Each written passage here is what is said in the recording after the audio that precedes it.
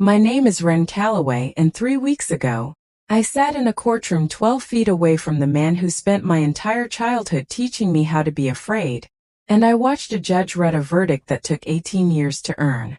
I want to tell you how we got there. Not the short version.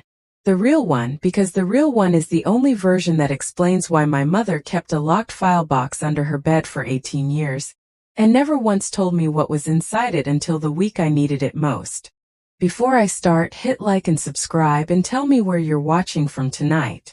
Now let me take you back to the year I was born, because that's the year my father made a promise to my mother that he spent the rest of his life trying to keep. And it wasn't a good one.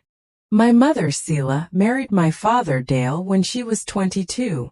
She's told me carefully over the years in pieces I was old enough to hold at the time, that the first 2 years were fine. Not perfect. Fine. It was the third year, the year she got pregnant with me, that something in him she'd never seen before started to surface. A need to control every hour of her day, every conversation she had, every dollar that moved through their joint account. By the time I was born, she'd stopped seeing her friends, stopped calling her sister. She has told me more than once that the loneliest she has ever been in her life was the year she brought me home from the hospital, in a house where the only adult she saw most days was the man slowly closing every door around her. She left him when I was 11 months old. Not dramatically, quietly, the way you leave someone you're still afraid of. She packed what she could fit in one weekend while he was at work, and she drove 2 hours to stay with a cousin she barely knew, in a town he'd never heard her mention. He found us in 9 days. I don't remember any of this, I was a baby. But my mother has told me the shape of it enough times that I carry it like a memory anyway. He didn't come to the door. He waited until she'd taken me to the small park 2 blocks from my cousin's house, and while she was distracted at the swings with another mother, he walked up, picked me out of the stroller, and was gone before she'd even turned around. I was missing for 4 days. Here's what I want to ask you before I go further. Have you ever had to be brave for someone who couldn't yet be brave for themselves? Tell me in the comments. I read every one of them and I think about them more than you'd guess. My mother has never told me every detail of those 4 days, and I've stopped asking, because I can see what it costs her to go there even now. What I know is this. She didn't call the police right away because he had convinced her over 3 years of marriage that if she ever brought the police into anything, he would make sure she regretted it. So instead she called everyone she could think of, his brother, his old co-workers, a woman he used to buy from, trying to find me herself, quietly terrified of what would happen if she pushed too hard in the wrong direction. On the 4th day, his brother finally told her where I was. She drove through the night and found me at a motel 2 states away, sitting in a portable crib in a room that smelled like cigarette smoke, being watched by a stranger my father had paid $20 to keep an eye on the baby while he was out. She took me home. She still didn't call the police. What she did instead is the part of this story that took me 17 years to understand. She went to a legal aid clinic 3 towns over, under a different last name, and she met with a young family law attorney named Denise Okafor. And she told Denise everything. Not to file anything yet, not to press charges, just to have it written down, dated and signed by someone who wasn't afraid of my father, in case she ever needed it later. That was the first entry in the file box. I grew up mostly protected from the worst of it, because my mother built a wall around my childhood 1 brick at a time, and she rarely let me see her laying them. We moved twice more before I turned 5. I had a rotating cast of just-in-case plans I didn't know were plans, a code word if a stranger ever approached me at school, a rule that I never, under any circumstance, got into a car I didn't recognize, even if the driver said Mom sent them.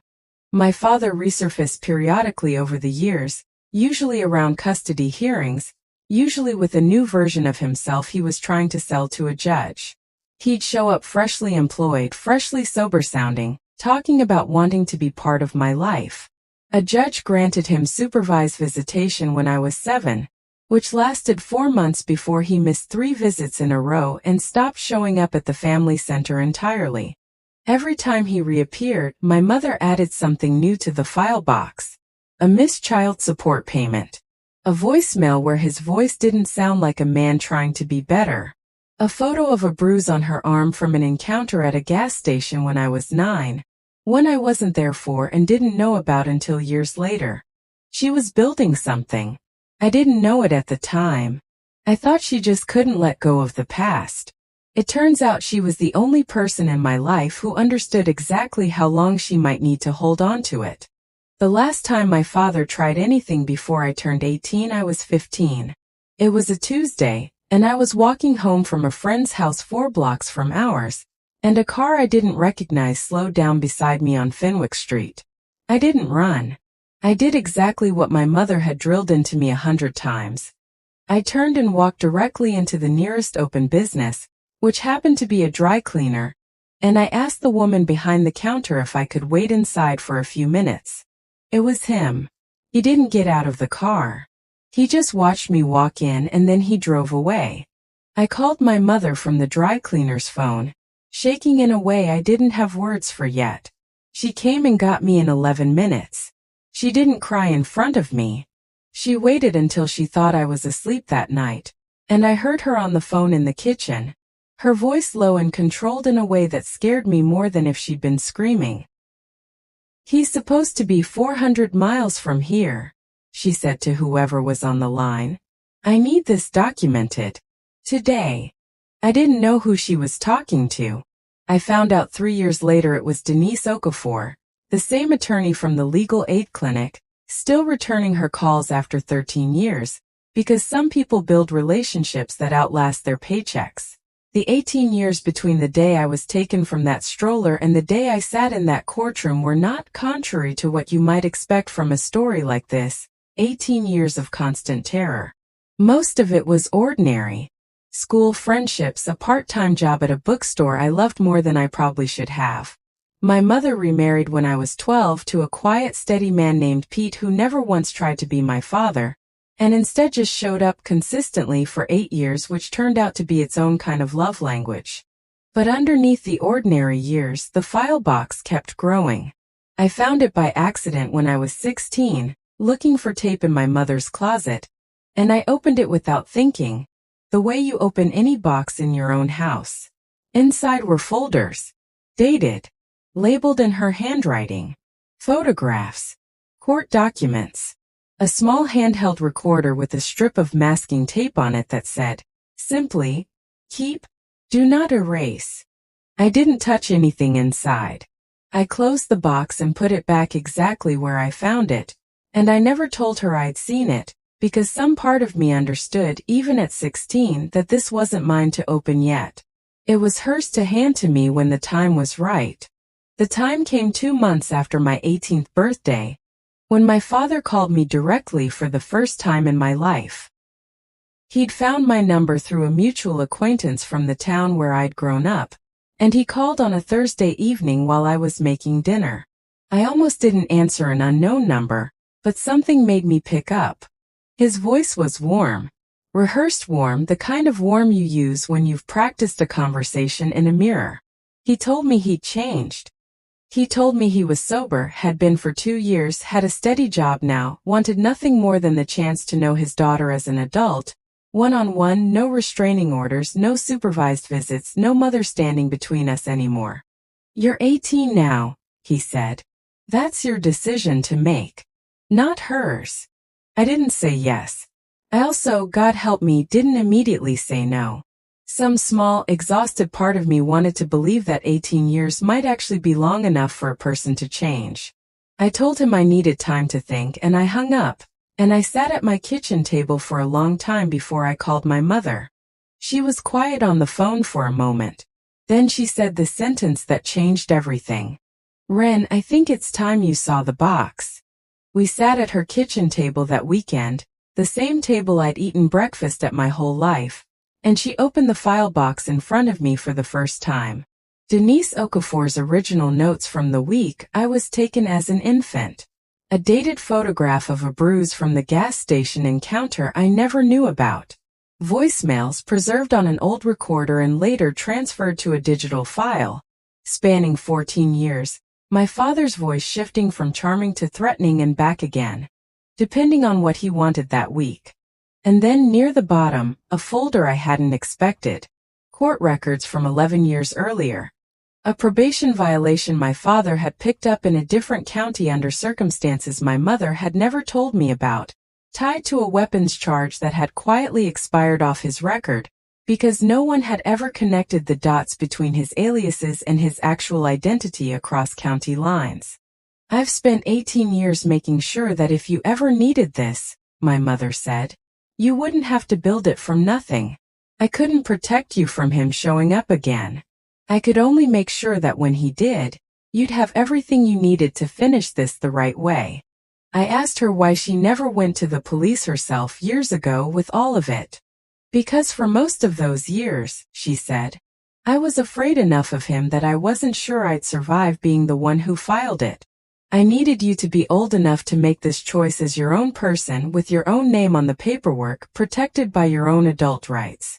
Not mine." I understood, sitting at that table, that my mother hadn't spent 18 years hiding from my father. She'd spent 18 years quietly, patiently, at enormous personal cost, waiting for the exact moment I could pick up the weapon she'd spent 2 decades sharpening, and choose myself whether to use it. I called Denise Okafor the following Monday. She remembered every detail of our case without needing to be reminded, which told me everything about how seriously she'd taken my mother all those years. We didn't rush. Denise walked me through what the evidence actually supported. Not a reopening of the original kidnapping, too much time had passed for that charge specifically, but something arguably more useful, a pattern of conduct petition for a permanent protective order in my own name, combined with a referral to the county prosecutor's office regarding the weapons violation and probation breach that had never been properly closed out, now cross-referenced against his current address and identity for the first time in over a decade. It took 6 weeks to build the filing properly. During that time my father called twice more, his warmth cooling slightly each time I didn't immediately agree to meet him. On the second call, when I told him I needed more time, something in his voice slipped, just for a moment, back into the register my mother had described from years before I could remember. "You're just like her," he said. "Ungrateful." I didn't argue with him. I just said, "I'll be in touch," and hung up, and that recording too went into a file, this one with my name on it instead of my mother's. The hearing was in March.